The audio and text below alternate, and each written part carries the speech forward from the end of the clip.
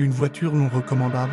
Avouez qu'elle a de la gueule, non? Bon, faut dire qu'après de 50 500 €, elle peut être belle, hein. Je peux pas vous la recommander cette voiture. La face avant est entièrement redessinée, des feux au logo désormais rétroéclairé, ainsi que la bande de feu tout du long. Le monogramme a été revu et les jantes évoluent. En revanche, aucun changement sur le latéral et à l'arrière. Et l'adoption unique de ces feux 3D. Pas seul, des constructeurs européens a proposé une compacte 100% électrique. Une vraie 4,37 m, côté volume de coffre, seulement 361 litres et surtout, pas de haillon ELEC, c'est uniquement pour le break. Côté technique, 55 kWh, 450 km, c'est très faiblard en 2026. Bon, quel plaisir toutefois de rouler une vraie berline et pas un SUV. Et en plus, elle existe en break, là aussi très pertinente. Maniable et mesurée en conso. Heureusement, efficiente, car le 10 à 80 entre 37 et 40 minutes et j'ai pas de mots. Lacunaire, c'est clairement pas le bon lion pour les grands trajets. Un intérieur toujours aussi agréable, un grand toit ouvrant, la présence de ces sièges en option avec Alcantara, enfin limité l'Alcantara, et surtout des sièges électriques massants et chauffants. Électrique vous avez dit ?